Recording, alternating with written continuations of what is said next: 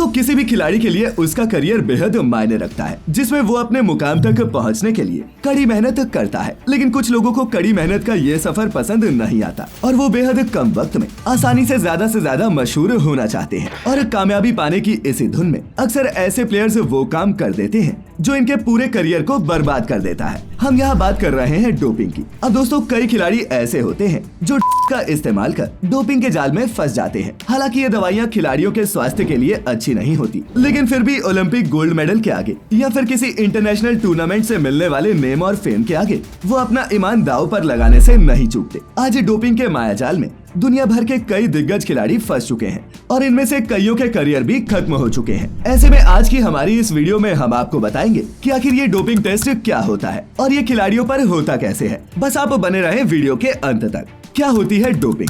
दोस्तों एक खिलाड़ी की जिंदगी में दौलत और शोहरत दोनों का मिलना ही किसी सपने से कम नहीं होता और वो इसके लिए जी तोड़ मेहनत करता है। लेकिन कुछ खिलाड़ी ऐसे होते हैं जो अपने करियर में मशहूर तो होना चाहते हैं, लेकिन अपनी मेहनत और लगन से नहीं बल्कि शॉर्टकट से। और ये शॉर्टकट होता है कुछ ऐसी इलीगल दवाइयाँ और जिन्हें पीने के बाद या फिर शरीर में इंजेक्ट करने के बाद उनकी गत प्रतिरोधक क्षमता एकदम बढ़ जाती है और वो खेल के मैदान में असाधारण प्रदर्शन करने लगते हैं। पैसा और रुतबा कमाने की ये लालसा उन्हें ऐसे मोड़ पर ला घसीटती है जिसे आम बोलचाल में हम और आप डोपिंग कहते हैं। अब दूसरे शब्दों में समझा जाए तो खिलाड़ियों द्वारा उन पदार्थों को लेना जो उनकी शारीरिक क्षमता को बढ़ाते हो और जिनसे वो एक्स्ट्रा ऑर्डिनरी परफॉर्मेंस दे सकते हो, उसे ही डोपिंग कहते हैं। खिलाड़ियों द्वारा ताकत बढ़ाने वाली इन्हीं दवाइयों को पकड़ने के लिए इनके डोप टेस्ट किए जाते हैं ताकि ये साफ हो सके कि आखिर किसी खिलाड़ी ने बेईमानी या फिर धोखेबाजी से जीत हासिल तो नहीं की।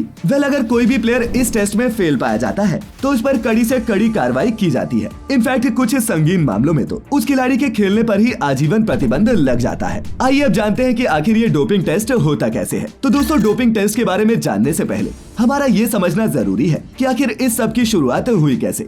ये सिलसिला शुरू होता है इंटरनेशनल ओलंपिक कमेटी यानी कि IOC से। अगर आपको ना पता हो तो बता दें कि इंटरनेशनल ओलंपिक्स कमेटी वही ऑर्गेनाइजेशन है जिसके अंदर ओलंपिक से जुड़े बारीक से बारीक डिसीजंस लिए जाते हैं। सीधे शब्दों में कहें तो दुनिया भर में हो रहे ओलंपिक गेम्स की कर्ता धर्ता यही कमेटी है। अब अगर हम यहाँ इतिहास के कुछ पन्ने पलटते हुए पीछे चले तो आज से करीब 29 साल पहले अंतर्राष्ट्रीय स्तर पर खेलों के दौरान खिलाड़ियों द्वारा के बढ़ते चलन को रोकने के लिए ही IOC ने वाडा यानी कि वर्ल्ड एंटी डोपिंग एजेंसी की स्थापना की। अब दोस्तों ये कहना भी गलत नहीं होगा कि इंसान की भी एक लिमिट होती है। हम कितना तेज भाग सकते हैं, कितना ऊंचा कूद सकते हैं, कितनी लंबी छलांग लगा सकते हैं, ये सभी हमारी मेटाबॉलिक एक्टिविटीज निर्धारित करती है। कोई इंसान चाहकर भी अपनी लिमिट से आगे नहीं जा सकता। अब अगर आप PED यानी कि परफॉर्मेंस एनहेंसिंग का इस्तेमाल करते हैं तो यकीनन कुछ समय के लिए ही सही आप अपनी लिमिट से ऊपर उठकर बेहतरीन परफॉर्मेंस दे सकते हैं। मतलब कि या फिर सब्सटेंस जिनको शरीर के अंदर डालते ही हमारे अंदर सुपरमैन वाली पावर आ जाए, हम औकात से ज्यादा फुर्तीले हो जाएं और कुछ एक्स्ट्रा ऑर्डिनरी ही परफॉर्म करने लगे। तो दोस्तों ऐसे ही पदार्थों का इस्तेमाल करके खेल के मैदान में नकली दारा सिंह बनने को ही डोपिंग कहा जाता है। हालांकि दोस्तों ऐसा भी नहीं है कि इन खिलाड़ियों को इसके लेने के साइड इफेक्ट्स के बारे में न पता हो। ये दवाइयाँ इतनी खतरनाक होती है कि इनसे किसी भी वक्त जान तक जा सकती है। लेकिन ओलंपिक के गोल्ड के आगे, तमाम रुपया दौलत के आगे कुछ खिलाड़ी अपना ईमान बेचने से भी पीछे नहीं हटते और ऐसे ही गद्दार एथलीट्स के लिए वाडा की स्थापना की गई थी। वाडा के गठन होते ही IOC ने सबसे पहले इस एजेंसी को दुनिया भर में इस्तेमाल किए जाने वाले तमाम परफॉर्मेंस एनहेंसिंग की खोज करने को कहा। उन सभी का पता लगाने को कहा गया जिनका इस्तेमाल करके एथलीट्स खेल के साथ खिलवाड़ कर रहे थे। फिर कई सालों की मेहनत और लगन के बाद वाडा के साइंटिस्ट और रिसर्चर्स की टीम ने डोपिंग में इस्तेमाल किए जाने वाले तमाम जैसी अन्य दर्दनाशक दवाइयों की लिस्ट निकाली और उन्हें IOC के सामने पेश किया। इन सभी सब्सटेंसेस में सबसे ज्यादा प्रमुख थे स्टेरॉइड्स, पेप्टाइड्स,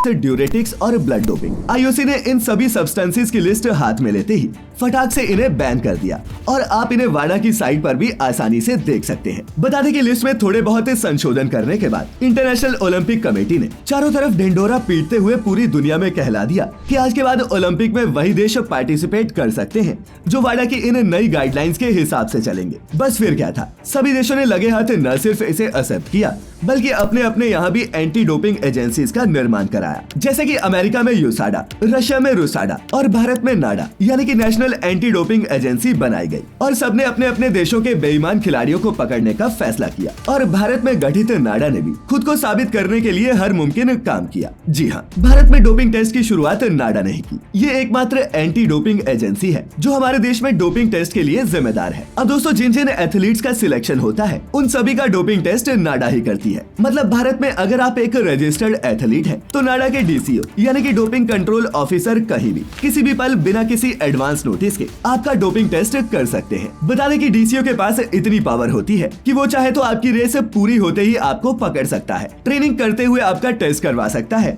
इनफैक्ट आपके घर पर जिम करते वक्त भी आपको टेस्ट के लिए बोल सकता है। कुल मिलाकर ये व्यक्ति किसी भी वक्त एथलीट्स को सरप्राइज कर सकता है। अब दोस्तों, नाडा के एथलीट सिलेक्शन प्रोसेस के बाद अगला पड़ाव होता है एथलीट नोटिफिकेशन का, जहां आपको पकड़ने के बाद डीसीओ आपको सबसे पहले अपना लाइसेंस दिखाता है ताकि आपको विश्वास हो जाए कि जो इंसान आपके सामने खड़ा है वो रियल है। इसके बाद वो आपसे आपकी फोटो आईडी मांगेगा, आपको आपके अधिकार बताएगा और कुछ पेपर्स पर आपके साइन करवाएगा और फिर बड़ी ही शराफत से आपको डोपिंग टेस्ट के लिए डोपिंग कंट्रोल स्टेशन चलने को कहेगा। हालांकि यहाँ आपके पास भी अधिकार होता है कि आप डीसीओ से कुछ समय की मोहलत मांग सकते हैं, जैसे कि अगर आपको कोई मेडल सेरेमनी अटेंड करनी है या फिर हॉस्पिटल में खुद को दिखाने जाना है या फिर किसी प्रेस कॉन्फ्रेंस के लिए मीडिया को टाइम दे रखा है। लेकिन यहाँ भी शर्त ये होती है कि आप कुछ भी करें, ये डीसीओ ऑफिसर चील की तरह आप पर नजर गड़ाए रखेगा और वो भी आपके पास वहीं मौजूद रहेगा। इन सभी कार्यक्रमों के खत्म होने के बाद तीसरा स्टेप आता है सैंपल कलेक्शन का, जहाँ डीसीओ आपको अपने साथ डोपिंग कंट्रोल सेंटर लेकर जाता है, जहाँ वो आपको ज्यादा से ज्यादा पानी पीने को कहता है ताकि लघु शंका लगने पर आपका यूरिन सैंपल कलेक्ट किया जा सके। टॉयलेट लगने पर डीसीओ आपसे टेबल पर रखी एक व्हाइट और ब्लू कलर की डिब्बी में से चूज करने के लिए कहेगा और फिर उसमें से किसी एक डिब्बी की सील खोलकर आपको उसमें 90 मिलीमीटर यूरिन डालने को कहेगा। डीसीओ आपको ये भी समझाता है कि भाई साहब, डोपिंग टेस्ट के लिए कम से कम आपको 90 मिलीलीटर यूरिन तो देना ही पड़ेगा, फिर चाहे ये काम आपको कितने भी राउंड्स में क्यों ना करना पड़े। इसी के साथ दोस्तों, आपको ये भी बता दें कि यूरिन टेस्ट के दौरान जिस जेंडर का एथलीट अपना सैंपल देता है उस दौरान उसी जेंडर के डीसीओ का होना भी जरूरी है, जो आपको यूरिन सैंपल देते वक्त सामने से देख सके। इसके बाद डिब्बी के ढक्कन को बंद करके यूरिन को दूसरी डिब्बी में बराबर मात्रा में डालकर बंद करना होता है और फिर एथलीट को सैंपल किट चूज करनी होती है, जिसके अंदर मौजूद ए और बी नाम की 2 एम्प्टी बॉटल्स के ऊपर लिखे कोड को किट पर लिखे कोड से मैच करना होता है। कोड मैच होने पर डीसीओ आपसे यूरिन को उस डिब्बे से निकालकर इन दोनों ए और बी बॉटल्स में बराबर मात्रा में डालकर सील पैक करके वापस उस किट में रखने को बोलता है और बाकी बचे यूरिन को रिफ्रैक्टोमीटर की मदद से उसके गाढ़ेपन का पता लगाता है, क्योंकि अगर गलती से भी यूरिन जरूरत से ज्यादा हल्का हुआ तो इस सैंपल को फेल माना जाता है और दोबारा से यूरिन सैंपल लेना पड़ता है। अब दोस्तों, इसके बाद एक डिक्लेरेशन फॉर्म थमाया जाता है, जहाँ पर आपने बीते दिनों जितने भी